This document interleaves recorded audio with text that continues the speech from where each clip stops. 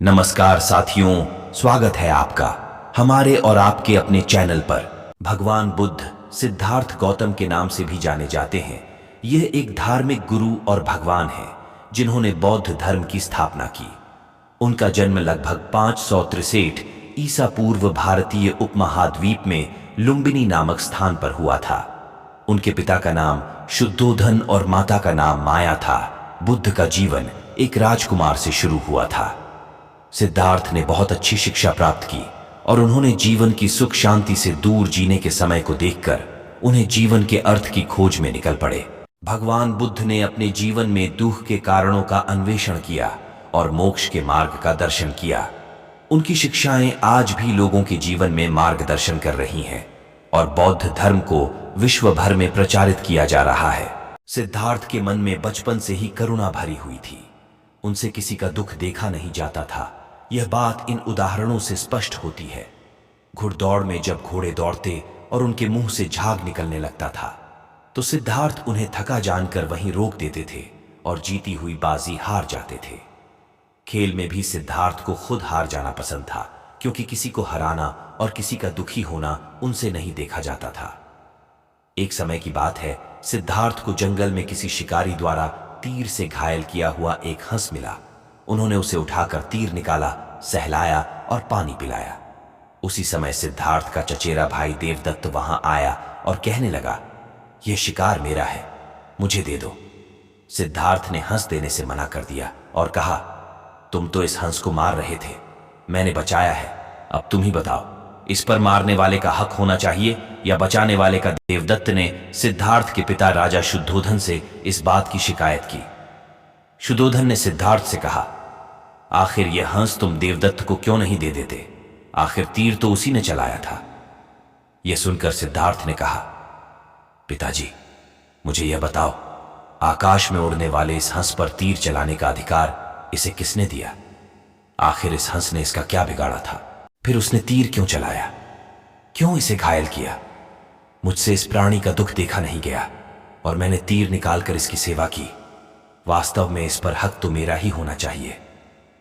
राजा शुद्धोधन को सिद्धार्थ की बात अच्छी लगी और उन्होंने कहा कि तुम्हारी बात सही है, मारने वाले से बचाने वाला बड़ा होता है, इस पर तुम्हारा ही हक है। सिद्धार्थ का विवाह 16 वर्ष की उम्र में दंडपाणी शाक्य की कन्या यशोधरा से हुआ। उनके पिता शुद्धोधन ने उनके लिए भोग विलास की सारी सुविधाओं का इंतजाम कर दिया। उन्होंने अति सुंदर महलों का निर्माण कराया। उनकी सेवा में दास दासी को रखा गया। नाच गाना और संगीत का प्रबंध किया गया।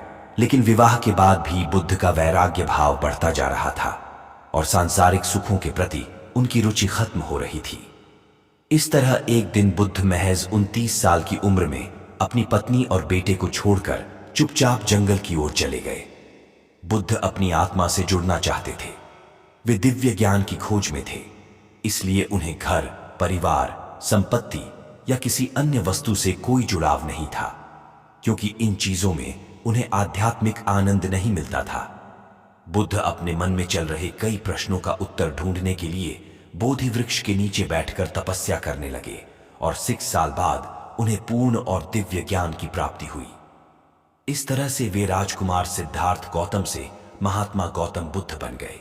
भगवान गौतम बुद्ध इस संसार के समस्त प्राणियों को सत्य की खोज करने के लिए प्रेरित करना चाहते थे। उन्होंने अपने प्रत्येक शिष्य और समस्त प्राणियों को यही संदेश दिया कि सत्य की खोज में रहे। एक बार भगवान गौतम बुद्ध अपने शिष्य के साथ भ्रमण पर जा रहे थे। तब कौशाम्बी नगर में एक आदमी मिला और बोला, हे प्रभु, मेरी ईश्वर में बहुत बड़ी आस्था है, लेकिन मैं आज तक यह नहीं जान पाया कि ईश्वर है या नहीं। कृपया मुझे बताइए, ईश्वर वास्तव में है या नहीं है? बुद्ध ने उत्तर दिया, तुम बिल्कुल गलत हो, ईश्वर कहीं नहीं है। ईश्वर जैसी कोई चीज का अस्तित्व नहीं है। और वह वहां से चले गए। थोड़ी दूर चलने पर जंगल में एक आदमी और मिला। उसने कहा है, महात्मा बुद्ध, मैं ईश्वर में नहीं मानता हूं, मुझे ईश्वर में बिल्कुल आस्था नहीं है। क्या मैं सही हूं? मुझे बताइए, क्या ईश्वर है? गौतम बुद्ध बोले, तुम बिल्कुल गलत हो, ईश्वर है, तुम्हें उसका पता करना चाहिए। ऐसा सुनकर वह आदमी वहां से चला गया और बुद्ध भगवान आगे की ओर बढ़ गए। भगवान बुद्ध के यह दोनों उत्तर सुनकर उनके साथ चल रहे शिष्य बड़े आश्चर्य में पड़ गए और यह सोचने लगे कि आखिर भगवान बुद्ध ने ऐसा क्यों कहा। थोड़ी दूर जाकर भगवान बुद्ध अपने ध्यान में बैठ गए और जब वह लोगों को प्रवचन दे रहे थे तो उनके शिष्य का एक मित्र उनसे पूछने लगा, हे प्रभु, मैं यह समझ नहीं पा रहा हूं कि ईश्वर है या नहीं, कृपया मुझे ज्ञान दीजिए, ईश्वर है या नहीं। तो भगवान बुद्ध ने कोई उत्तर नहीं दिया और वह चुप रहे, दूसरे शिष्यों की बातों में लग गए। इस जवाब को सुनने के बाद उनके शिष्य और भी आश्चर्य में पड़ गए और भगवान बुद्ध से पूछने लगे, हे प्रभु, कृपया कर मुझे बताइए कि आपने ऐसा क्यों किया। एक ही प्रश्न के 3 उत्तर आपने क्यों दिए। पहले जो ईश्वर को मानता था आपने उसे मना कर दिया कि ईश्वर नहीं है, और जो ईश्वर को नहीं मानता था आपने उससे कहा ईश्वर है, और मेरे मित्र को आपने कुछ बताया ही नहीं ईश्वर है या नहीं। कृपया कर हमारे असमंजस को दूर करें। गौतम बुद्ध बोले, तुम्हारी जिज्ञासा बिल्कुल ठीक है।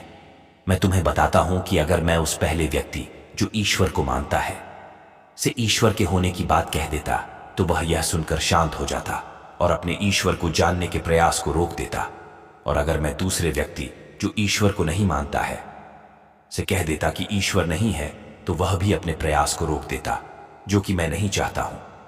और तुम्हारा मित्र जो समझ नहीं पा रहा है कि ईश्वर है या नहीं, उसके लिए मैं चाहता हूं कि वह भी स्वयं प्रयास करके पता करे कि ईश्वर है या नहीं। अर्थात मैं चाहता हूं कि हर व्यक्ति ईश्वर की खोज के प्रयास को निरंतर करता रहे, जिससे वह एक दिन अवश्य ईश्वर को प्राप्त कर लेगा।